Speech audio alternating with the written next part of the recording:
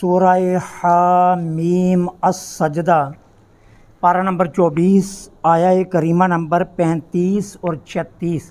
نحمدہ ونصلی ونسلم علی رسولہ الکریم، اما بعد فاعوذ باللہ من الشیطان الرجیم، بسم اللہ الرحمن الرحیم۔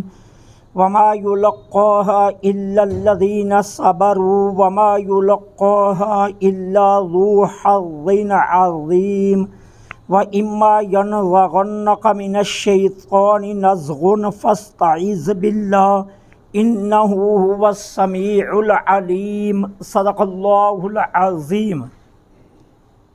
وما يلقاها، اور نہیں دی جاتی یہ صفت، الا الذین، مگر انہی لوگوں کو، صبروا، جو صبر کرتے ہیں، وما یلقاها، اور نہیں دی جاتی یہ صفت، الا مگر ذو حظ عظیم، جو بڑے نصیبوں والے ہیں، وَإِمَّا، اور اگر يَنزَغَنَّكَ، ڈالے تیرے دل میں، من الشیطانی، شیطان، نزغن، وسوسہ، فاستعذ باللہ، تو اللہ سے پناہ طلب کر، انہ، بے شک وہ، السمیع العلیم، سننے والا اور بہت جاننے والا ہے۔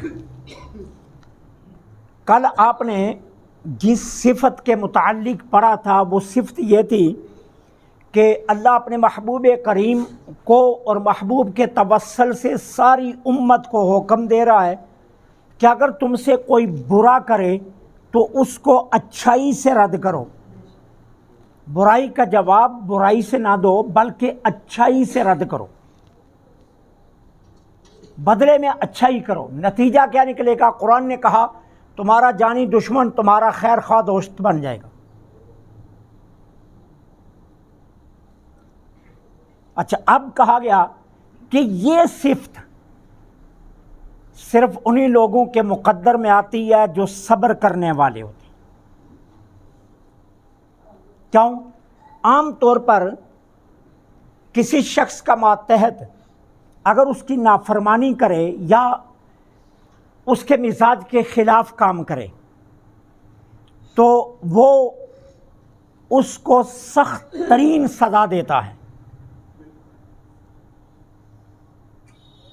یا کوئی شخص کسی کے ساتھ زیادتی کرے تو وہ غصے میں انتقام پر تل جاتا ہے کہ میں نے اس سے انتقام لینا ہی لینا ہے۔ اب ایسے حالات میں اپنے غصے کو قابو رکھنا، سرکش نفس کو ضبط میں رکھنا اور صبر کا مظاہرہ کرنا، اللہ فرماتا ہے یہ صرف انہی لوگوں کے مقدر میں آتا ہے جو نصیب والے ہوتے ہیں۔ اور نصیب صرف نصیب نہیں کہا، حظ کہتے ہیں نصیب کو، عظیم، بڑے نصیبوں والے ہوتے ہیں، جو اپنے ماتحتوں کی بے ادبیاں برداشت کرتے ہیں، اپنے ماتحتوں کی نافرمانیاں برداشت کرتے ہیں، اور جو اپنے غصے پر قابو رکھتے ہیں۔ بڑے حوصلے کی بات ہے، اور اللہ کہتا ہے یہ نصیبوں، بڑے نصیبوں والوں کو یہ دولت ملتی۔ اور کوئی برائی کرے اور جواب میں اچھائی کرنا، اللہ فرماتا ہے یہ بھی بڑے نصیبوں والا کا کام ہے۔ یہ عام بندے کے مقدر میں نہیں آتا ہے، یہ بڑے نصیبوں والے کے مقدر میں آتا ہے، جسے اللہ توفیق دے۔ امام ابو جعفر محمد بن جریر طبری رحمۃ اللہ علیہ اپنی سند کے ساتھ روایت فرماتے ہیں کہ ایک شخص نے سیدنا صدیق اکبر رضی اللہ تعالی عنہ کو برا بلا کہا۔ حضرت ابوبکر صدیق سنتے رہے۔ اچھا، پھر ایک اتنا وہ حد سے تجاوز کر گیا کہ آپ کا جوش غضب ابھر آیا، آپ نے آگے سے اس کو برا بلا کہا۔ اب حضور بیٹھے یہ سارا منظر دیکھ رہے ہیں۔ جب حضرت ابوبکر صدیق بولنے لگے نا، جواب دیا تو میرے آقا اٹھ کر چلے گئے. اب حضرت ابوبکر صدیق پیچھے بھاگے آئے. حضور وہ مجھے گالیاں دے رہا تھا, آپ بیٹھے تھے, میں نے جواب دینا شروع کیا, آپ اٹھ کر چلے گئے, یہ کیا ہے؟ فرمایا ابو بکر جب تو چپ کر کے جواب اس کی باتیں سن رہا تھا نا, تو اللہ نے ایک فرشتہ مقرر کیا ہوتا جو تیری طرف سے جواب دے رہا تھا. اب جب تیرا جوش غضب انتقام پر آ گیا تو فرشتہ واپس چلا گیا, شیطان آ گیا, اور جس جگہ شیطان ہو وہاں میں نہیں رہ سکتا, وہاں میں نہیں بیٹھ سکتا, اس لیے میں آ گیا. اب مفسرین کرام کیا فرماتے ہیں؟ مفسرین کرام فرماتے ہیں انسان کو ظاہر سے اپنے باطن پر زیادہ توجہ دینی چاہیے. ہم جتنا اپنے ظاہر پر توجہ دیتے ہیں نا, اپنے باطن پر اس سے زیادہ توجہ دینی چاہیے. ٹھیک ہے, ہم نہاتے ہیں, جو لوگ شیو کرتے ہیں وہ ہر روز دیکھتے ہیں بال اگے تو نہیں, اور جیسے محسوس ہو ہاتھ کو شیو کروانے چلے جاتے ہیں. چہرہ صاف رکھتے ہیں, اماموں پر جا کر مساج کرواتے ہیں, چہرے کا فیشل کرواتے ہیں, اپنے جسم کو صاف ستھرا رکھتے ہیں. جتنی ہم ظاہر کی نظافت کے لیے اہتمام کرتے ہیں, مفسرین کرام کہتے ہیں محدثین اس سے زیادہ کئی گنا باطن پر توجہ دینی چاہیے. اپنے نفس کو فضائل سے اور قوت روحانیہ سے متصف کرنا چاہیے. کیوں؟ جب آپ اپنے نفس کو فضائل سے اور قوت روحانیہ سے متصف کرتے ہیں نا, تو آپ کا نفس مطمئنہ بن جاتا ہے. اور جوش غضب کب آتا ہے؟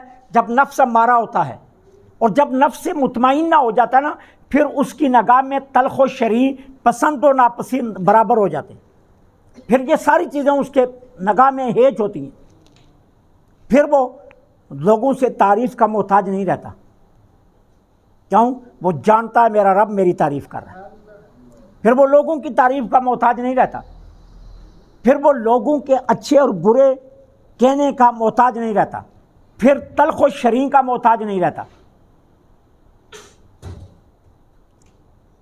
ٹھیک ہے نا. وہ کہتے ہیں نا محمود کا بہت پسندیدہ وزیر تھا ایاز. تو ایک دن کیبنٹ کے ممبر اکٹھے ہو کر آگے محمود کے پاس, کہا محکمہ ہم بھی چلاتے ہیں, محکمہ ایاز بھی چلاتا ہے, لیکن اتنی زیادہ مہربانیاں ایاز کے لیے کیوں, ہمارے لیے کیوں نہیں؟ سلطنت میں تو ہمارا بھی کردار برابر کا ہے, لیکن تو اتنا مہربان ایاز پر کیوں ہے؟ اس نے کہا اچھا ایک دو دن موقع دو, پھر میں جواب دیتا ہوں. اس نے ایک دن یوں کیا, تمام کیبنٹ کے ممبران کی دعوت کر لی محمود نے اپنے شاہی محل میں. اب سارے ممبران آ گئے, دسترخوان پر کھانا لگا دیا گیا, کھانا کھا لیا. تو اس کے بعد بادشاہ نے پہلے سے جو پلاننگ کی ہوئی تھی, اپنے خادم کو کہا کہ جو میرے شاہی باغ میں آم لگے نا وہ آم لے آؤ. آم لائے گئے اور ساتھ چھریاں بھی لائی گئی. ہر وزیر کو چھری دے کر آم اس کے ہاتھ میں تھما دیا گیا. اب آم بہت میٹھے تھے, وزیروں نے کاٹے کھائے, کہا بادشاہ سلامت, کیا بات ہے آپ کے باغ کی, اور کیا بات ہے اس آم کے شیریں ہونے کی, بڑی تعریفیں کی. اب چونکہ پہلے سے پلان تھا, اب اگلا جو آم دیا گیا نا وہ ترش تھا. اب کاٹا کاش کھانے لگے, تیوریاں چڑھا دیں, ناک کھینچ لیے کہ یہ تو بڑا کھٹا آم ہے. لیکن محمود دیکھ رہا تھا اور وزیر بھی دیکھ رہے تھے, ایاز جس طرح میٹھا کھا گیا نا اسی طرح یہ بھی کھا گیا. تو وزیروں نے ایاز سے کہا یہ تیرا آم کھٹا نہیں ہے؟ اس نے کہا کھٹا ہے. تو کہا پھر تجھے تیرے چہرے کے اثرات نہیں بتا رہے. کہا ساری عمر جس کے ہاتھ سے میٹھا کھایا, اگر ایک بار کھٹا کھانا پڑا تو کون سی بات ہے؟ ساری عمر جس کے ہاتھ سے میٹھا کھایا ہے, اگر ایک بار کھٹا بھی کھانا پڑ گیا تو کون سی بات ہے؟ پھر اللہ والوں کی نگاہ میں تلخ و شریں پھر ایک جیسے ہو جاتے. وہ کہتے ہیں نا حضرت ایوب علیہ السلام پر جب آزمائش آئی نا, 18 برس آزمائش کے گزارے, 18 برس استبل اجڑ گئے, کھیت ویران ہو گئے. آپ کے 16 یا 11 دونوں تفسیروں میں روایات ہیں, بیٹے تھے سب کے سب انتقال کر گئے, ساری بیویاں ساتھ چھوڑ گئی, ایک بیوی رہ گئی. اور حالات اتنے بنے کہ اللہ کے نبی کے پاس کھانے کے لیے کچھ نہیں ہے، اللہ کے نبی کی بیوی اپنی چٹیا کاٹ کر بازار بیچنے چلی کہ چٹیا بیچ کر نبی کے لیے کھانے کے لیے کچھ لاؤں۔ تو جب بیوی چلی نا چٹیا کاٹنے تو رو پڑی، کہا اللہ کے نبی ایوب اب تو اللہ سے درخواست کر دو کہ اللہ آپ کو اس آزمائش سے نکالے۔ تو کہا جس رب نے 40 سال موجیں کروائی ہیں، ابھی تو صرف 18 سال ہوئے ہیں، ابھی تو آزمائش کے 18 سال ہیں، وہ 40 سال موجوں کے یاد نہیں ہیں؟ جس رب نے 40 سال موجیں کروائی ہیں، اگر 18 سال گزرے تو کون سی بات ہے، 40 سال برابر تو ہونے دے۔ بیوی بھی تو بازار چلی گئی، لیکن اللہ کو ایوب کا یہ جملہ اتنا پسند آیا، واپس آئی تو اسی جگہ پر ایک خوبصورت حسین و جمیل نوجوان بیٹھا ہوا، وہ ڈر گئی، نقاب اوڑھ لیا، کہا او اللہ کے بندے یہاں تو میرا شوہر بیٹھا ہوا تھا۔ کہا کیا نام ہے اس کا؟ ہے ایوب۔ کہا اچھا وہ تیرا شوہر ہے؟ کہاں؟ تو کہا میں ہی تو ایوب ہوں۔ کہا نہیں تو نہیں، تو وہ تو بیمار تھا، اس کے تو جسم پر گوشت کا ذرہ نہیں تھا، وہ تو ہڈیوں کا ڈھانچہ تھا، وہ تو بڑی شدت کی آزمائش میں تھا۔ کہا نہیں اللہ نے مجھ پر کرم کر دیا، ایک لمحے میں رب نے مجھے ٹھیک کر دیا، آزمائش ختم ہو گئی۔ اب اللہ کے نبی گھر آئے، رب نے پھر سے وہی سارا کچھ لٹا دیا، 11 کے 11 بیٹے دوبارہ زندہ کر دیے رب نے، فوت شدہ بیٹے اللہ کے نبی کے زندہ ہو گئے، پھر وہی استبل، پھر وہی کھیت، وہی کھلیان، اسی طرح نبی کے پاس ہر چیز لوٹ آئی۔ تو جب صبر کرتا ہے انسان تو اللہ تعالی عز و جل یوں مہربان ہوتا ہے۔ تو کہا ابو بکر جتنی دیر تک تو صابر رہا نا، فرشتہ جواب دیتا رہا، تو نے خود جواب شروع کیا، اللہ نے فرشتے کو واپس بلا لیا، شیطان آ گیا، اور جہاں شیطان آ جائے وہاں میں نہیں بیٹھ سکتا۔ تو اس لیے کہا یہ بڑے نصیبوں والے لوگ ہوتے ہیں جنہیں اللہ صبر عطا کر دیتا، بڑے مقدر والے لوگ ہوتے ہیں اللہ جن کو یہ دیتا۔ اچھا، فضائل نفسانیہ اور قوت روحانیہ پیدا کرنے سے کیا ہوگا؟ آپ کا نفس مطمئن ہو جائے، پھر وہ آپ کو انتقام پر ابارے گا نہیں، وہ آپ کو غصے پر ابارے گا نہیں، کیونکہ وہ مطمئنہ ہے نا، تو وہ آپ کو مطمئن رکھے گا۔ آپ کی نگاہ میں پھر اچھائی اور برائی لوگوں کی جانب سے جو آتی ہے وہ برابر ہو جائے گی، پھر آپ کو پرواہ نہیں ہے کوئی برا کہہ رہا ہے یا اچھا کہہ رہا ہے، پھر یہ پرواہ نہیں ہوتی ہے، کوئی تلخ ہے یا شرعی ہے اس کی بھی پرواہ نہیں ہوتی۔ تو وہ کہتے ہیں اس لیے اپنے باطن پر زیادہ توجہ دینی چاہیے تاکہ اپنے نفس کو فضائل اور قوت روحانیہ سے متصف کر کے نفس مطمئنہ بنا لیا جائے۔ اب یہاں آپ کے ذہن میں ایک سوال آئے گا، کیا حضرت ابوبکر صدیق کا نفس مطمئنہ نہیں تھا؟ وہ جو جوش غضب میں آگے، تو حضرت ابوبکر صدیق کا نفس مطمئنہ تھا۔ ان کا جواب دینا یہ خلاف اولا ہے، مانتے ہیں خلاف اولا ہے، لیکن اس کے ہمارے نیکیوں سے بھی ابوبکر صدیق کا یہ عمل ہماری نیکیوں سے بھی افضل ہے۔ کیوں؟ ابوبکر صدیق رضی اللہ تعالیٰ عنہ کے جواب دینے سے حضور کا ایک فرمان ہم تک پہنچا، کیا کہ اگر صبر کرو تو فرشتہ تمہاری مدد کرے گا، اور اگر ابوبکر صدیق نہ بولتے تو سرکار کا یہ فرمان ہم تک نہیں پہنچ سکتا تھا۔ تو یہ ہمارے نیکیوں سے بھی ابوبکر صدیق کا یہ عمل افضل ہے، کیونکہ اس کے ذریعے ایک فرمان رسول ہم تک آ گیا۔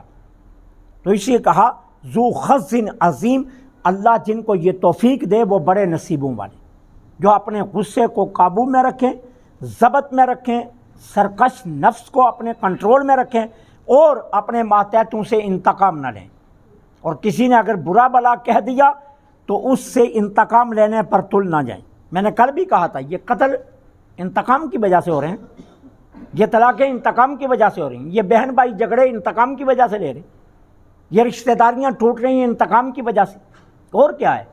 اور اس کے علاوہ تو کچھ نہیں ہے نا۔ تو اگر انسان یہ ساری چیزیں چھوڑ دے تو ہر چیز ہو سکے۔ حضرت امام حسین کا قاتل ویرانے میں پیاس سے مر رہا تھا، کیونکہ اسے پتا تھا مختار سقفی مجھے ڈھونڈ رہا ہے، اور وہ خاک چھان رہا تھا۔ اس نے ویرانے میں ایک خیمہ دیکھا لگا ہوا، پیاس سے جان نکلنے کے قریب تھی، خیمے تک آ گیا، خیمے میں جھانک کر دیکھا تو حسین کا بیٹا زین العابدین بیٹھے، لیکن چونکہ جان نکلنے کے قریب تھی اپنا منہ چھپایا، نقاب کیا اور کہا اللہ کے بندے مجھے پانی دے گا؟ آپ نے پیچھے مڑ کر دیکھا، اندر خیمے میں بلا لیا، ٹھنڈا سرائی سے پانی نکال کر دیا، اس نے پانی پیا، پانی پی کر کہا لگتا ہے تو نے مجھے پہچانا نہیں۔ کہا یہ تیرا خیال ہے، پہچان لیا ہے، تم وہی ہے نا جس نے میرے باپ کو پیاسا شہید کیا تھا، میرے باپ کے سینے پر چڑھ کر گردن اتاری تھی میرے باپ کی۔ یہ نہیں ہے کہ تجھے پہچانا نہیں ہے، تجھے بتانا چاہتے ہیں کہ تم میں اور ہم میں یہ فرق ہے، تجھے یہ بتانا چاہتے ہیں کہ تم میں اور ہم میں یہ فرق ہے۔ اگر میں چاہوں ابھی تجھے یہاں قتل کر سکتا ہوں، اگر چاہوں تجھے پابند کر دوں، مختار سکوی ڈھونڈتا ہے تو اس کے حوالے کر دوں، لیکن میں یہ کام نہیں کروں گا۔ کیوں؟ کہ قیامت تک میرے نام پر یہ داغ نہ آئے۔ ٹھنڈا پانی پلا کر اس کو رخصت کر دوں۔ کتنا بڑا صبر ہے، کتنا ضبط ہے، کتنا کنٹرول ہے کہ سامنے باپ کا دشمن۔ تو یہ بڑے نصیبوں والوں کو ملتا ہے، ٹھیک ہے؟ ورنہ یہاں مجھے کل کوئی دوست بتا رہا تھا کہ چند دن پہلے یہ بڑے قبرستان کے آگے کار میں ایک نوجوان کو قتل کیا گیا، ہاں جی گولستان روڈ پر۔ وہ کہتے ہیں 2 مہینے پہلے لڑائی ہوئی تھی اس کی اپنے دوست کے ساتھ، تو مارا کس کا ہے؟ دوست کے بھائی نے اس کو مارا ہے، اور اتنی بے دردی سے گولیاں ماری ہیں کہ وہ دیکھنے کا منظر دیکھا نہیں جا رہا تھا گاڑی میں۔ تو یہ غصہ ہے، 2 مہینے پہلے لڑائی ہوئی ہے اور 2 مہینے تک انتقام پر تلا رہا اور ڈھونڈتا رہا، اور 2 مہینے کے بعد اور لڑائی ہوئی ہے، کوئی اور بھی نہیں ہے، کوئی دستوں کا ربا نہیں ہوئے، منہ سے ایک دوسرے کو گالی دی ہیں، لیکن بات قتل پر جا کر ختم ہوئی، ٹھیک ہے؟ تو یہ بڑے نصیبوں والے ہوتے ہیں۔ اللہ فرماتا ہے بڑے خوش قسمت لوگ ہوتے ہیں جنہیں اپنے نفس پر قابو رکھنے کی، ضبط رکھنے کی اور صبر کی دولت مل جاتی ہے، کہ وہ کسی کی بات کی طرف دھیان نہیں دیتے، کوئی کیا کہہ رہے، کوئی بات نہیں، کسی کے کہنے سے کوئی فرق پڑتا ہو۔ حضرت عمر بن عبدالعزیز رات کو گورنمنٹ کے کھاتے لکھ رہے تھے نا، تو امیر المومنین ہیں تو کھاتے لکھ رہے ہیں اپنے ہاتھوں سے، تو ایک شخص آیا کوئی سائل بن کر، تو وہ پاس بیٹھ گیا، کہا ٹھہر جا میں کھاتے لکھ لوں، اچھا یہ بتا بات حکومتی ہے یا پرائیویٹ؟ اس نے کہا جی پرائیویٹ۔ کہا پھر چونکہ چراغ حکومتی چل رہا ہے اس کی روشنی میں بات نہیں کر سکتے، یہ خیانت ہوگی، تو میں حکومتی کام کر لوں پھر چراغ کو بجھا کر بات کریں گے، کیونکہ یہ بات پرائیویٹ ہے اور یہ گورنمنٹ کے تیل سے جانا چراغ جل رہا ہے۔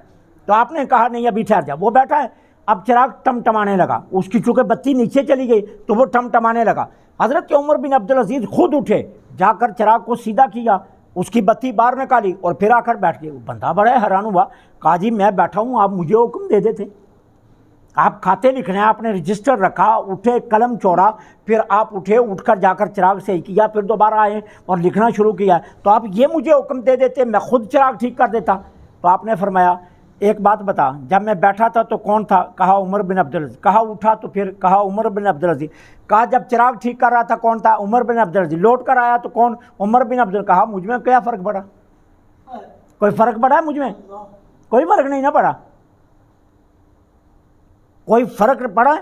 اچھا میرے پیچھے جمعہ پڑھو، باہر جا کر گالیاں دے دو، تو میں نے تو قاسم ہی رہنا ہے، کوئی فرق پڑ جائے گا؟ کوئی فرق نہیں پڑے گا، مجھے تو لوگوں نے پھر بھی حافظ قاسم ہی کہنا ہے، کوئی باہر گالیاں دے دے یا تعریف کر دے، کوئی فرق نہیں پڑتا ہے، صرف اپنے نفس کو سمجھانے والی بات کہ ضبط، اور جن کو یہ دولت مل جاتی ہے وہ بڑے نصیبوں میں۔ اللہ کا قرآن کہہ رہا ہے اِنَّهُ لَذُو حَظٍ عَظِيمٍ، وہ بڑے نصیبوں والے ہیں جن کو اللہ یہ دولت دیتا ہے۔ وَإِمَّا يَنزَغَنَّكَ مِنَ الشَّيْطَانِ، اگر شیطان تیرے دل میں وسوسہ ڈالے، فَاسْتَعِذْ بِاللَّهِ، تو فوراً اللہ سے پناہ طلب کر۔ شیطان کا تو کام ہے نا تیلی لگانا، وہ تو وسوسہ ڈالے گا، وہ تو تیرے دل کو ابارے گا، اوہو یہ چودھری صاحب وہ تجھے کمی کیا گیا، وہ انصاری صاحب تجھے گال دے گیا، اور رانا صاحب تیری توہین کر گیا، اب پکڑ اس کو، اس کی ایسی تیسی، یہ توہین کر کے چلا جائے ملک صاحب کی، نہیں نہیں نہیں ہو نہیں سکتا۔ ہوتا کون ہے یہ توہین کرنے والا؟ یہ وہ وسوسے ڈالتا ہے، دل میں بہکاتا ہے، ورغلاتا ہے، فساد پیدا کرنے کی کوشش کرتا ہے۔ یہ سارے نزغ کا معنی ہے، نزغ کے یہ سارے معنی ہیں، کسی چیز پر تان کرنا، کسی کی جو ہے نا وہ غیبت کرنا، لوگوں کے درمیان فساد ڈالنا، کسی کو بہکانا، ورغلانا، کسی کے اندر وسوسہ ڈالنا، یہ نزغ کے سارے معنی ہیں، وہ کرتا ہے یہ سارے کام۔ اچھا، اب کیا کرتا ہے؟ انسان کے دل میں گناہ کرنے کے لیے انسان کو بہکاتا ہے۔ اب اس وقت کیا چاہیے؟ فاستعذ باللہ، فوراً اللہ سے پناہ طلب کر۔ قاضی ایاز مالکی رحمۃ اللہ علیہ فرماتے ہیں یہاں خطاب تو حضور کو ہے لیکن مخاطب حضور نہیں ہے، مخاطب امت ہے۔ کیوں؟ اس پر امت کا اجماع ہے کہ شیطان آپ کے جسم کے اندر وسوسہ ڈالے، یہ نہیں ہو سکتا، آپ کے دل میں وسوسہ ڈالے، یہ بھی نہیں ہو سکتا، آپ کی زبان پر شیطان کا کلام جاری ہو، یہ بھی نہیں ہو سکتا، یہ ہو ہی نہیں سکتا۔ تو یہ خطاب امت کو ہے حضور کے توسل سے، کیا نبی کے امتیوں، اگر شیطان تمہارے دل میں وسوسہ ڈالے، بہکائے، ورغلائے، غیبت کرنے پر، بدلہ لینے پر، انتقام لینے پر، فساد ڈالنے پر، تو کیا کرو؟ فوراً اللہ سے پناہ طلب کرو، فوراً اللہ سے پناہ طلب کرو، ٹھیک ہے نا؟ وہ ایک مشہور جنگ میں سیدنا علی المرتضیٰ اپنے مقابل کو پچھاڑ گئے۔ اب پچھاڑ گئے تو جب حضرت علی المرتضیٰ نے اس کو پچھاڑا تو اس نے کروٹ لے کر علی المرتضیٰ کو نیچے کر لیا، ٹھیک ہے، اور خود آپ کے سینے پر چڑھ بیٹھا، لیکن علی المرتضیٰ کے قابو میں تھا سینے پر چڑھنے کے باوجود بھی، ٹھیک ہے۔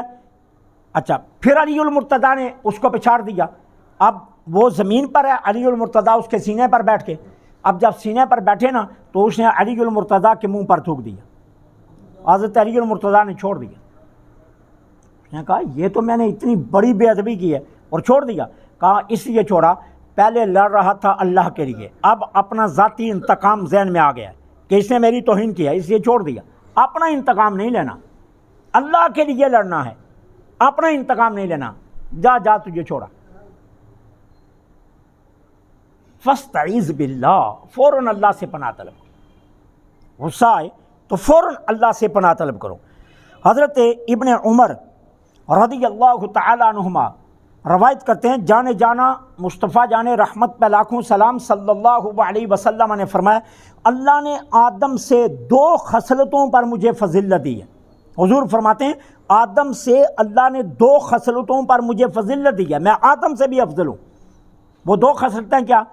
ایک یہ کہ جو میرا شیطان تھا، ہر بندے کے ساتھ شیطان ہے نا، حضور فرماتے ہیں جو میرے ساتھ شیطان تھا نا، اللہ نے میری مدد کی، میں نے اس کو مسلمان کر دیا، اب وہ مجھے نیکی کے علاوہ میرے سے کوئی بات ہی نہیں کرتا۔ دوسرا، میری بیویاں تبلیغ دین میں میری مددگار ہیں، اور آدم کا شیطان کافر رہا اور آدم کی بیوی حوا نے آدم کو دانا کھانے پر بہکایا، جبکہ میری بیویاں میرے نیکی میں میری مددگار ہیں، تبلیغ میں میری مددگار ہیں، اس لیے اللہ نے یہ 2 خصلتیں آدم سے زیادہ مجھے عطا کی۔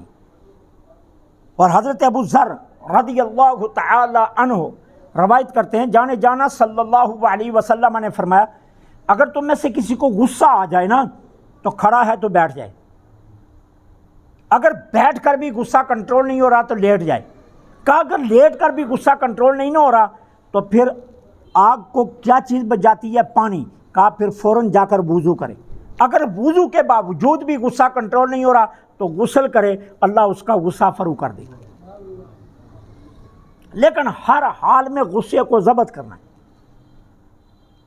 حضرت معاذ بن انس رضی اللہ تعالیٰ عنہ فرماتے ہیں، جانے جانا صلی اللہ علیہ وسلم نے فرمایا جو شخص دنیا میں اپنے غصے پر کنٹرول کرے گا اور طاقت ہوتے ہوئے بھی انتقام نہیں لے گا، طاقت ہے لیکن انتقام نہیں لے رہا، ماتحت پر طاقت ہے نا، اس کو بیچارے کو جتنا مرضی دبا لو، ٹھیک ہے نا، اپنے سے ماتحت پر انتقام ہے، غریب پر امیروں کو انتقام لینے کی بڑی ہمت ہوتی ہے، ٹھیک ہے۔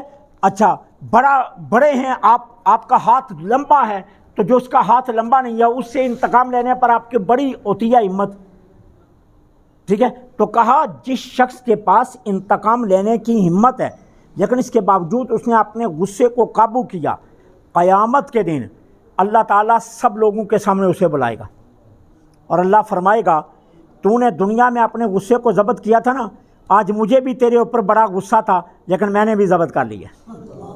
اللہ اس سے فرمائے گا تیرے گناہوں کی وجہ سے مجھے بھی تیرے اوپر بڑا غصہ تھا لیکن تو دنیا میں غصہ ضبط کرتا رہا نا، آج میں نے بھی اپنا غصہ ضبط کر لیا۔ اور پھر اللہ کیا فرمائے گا، بڑی آنکھوں والی حوروں میں سے جس حور کو پسند کر اسے لے اور جنت میں داخل ہو جا۔ اللہ اس سے کوئی محشر میں سوال نہیں کریں گے۔ عمل دیکھیں کتنا مختصر سا ہے لیکن اجر دیکھیں کتنا بڑا ہے۔ غصے کو ضبط کرنا، اور یہ گھر سے لے کر معاشرے تک ہے، معاشرے سے لے کر دفتر تک ہے، دفتر سے لے کر اپنے ماتحتوں تک ہے، یہ ہر جگہ یہ حکم ہے۔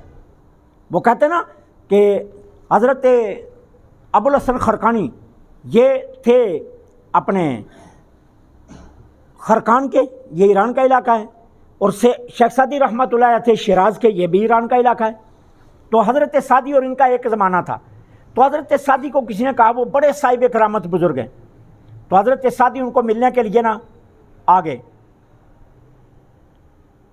اب گھر آئے تو ان کی مائی صاحبہ یعنی جو ان کی عالیہ تھی نا، وہ بڑی تند مزاج تھی، سخت ترین مزاج کی مالک تھی۔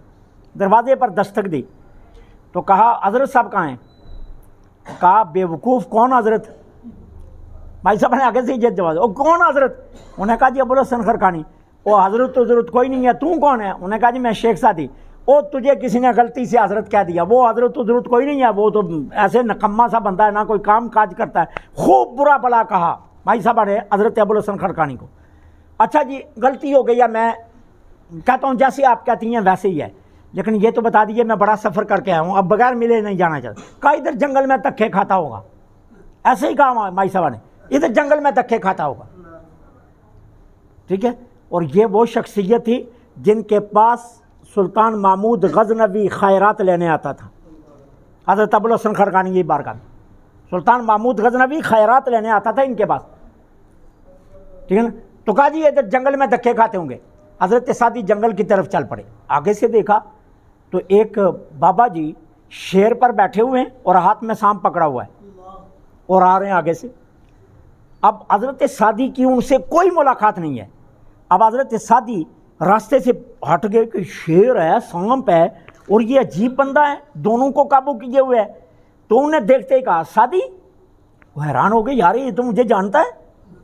تو کہا سعدی، جی ہاں سعدی، تو وہ جو تم میرے گھر میں دیکھ کر آیا نا، اس کے صبر کے بدلے میں اللہ نے مجھے یہ مقام دیا ہے۔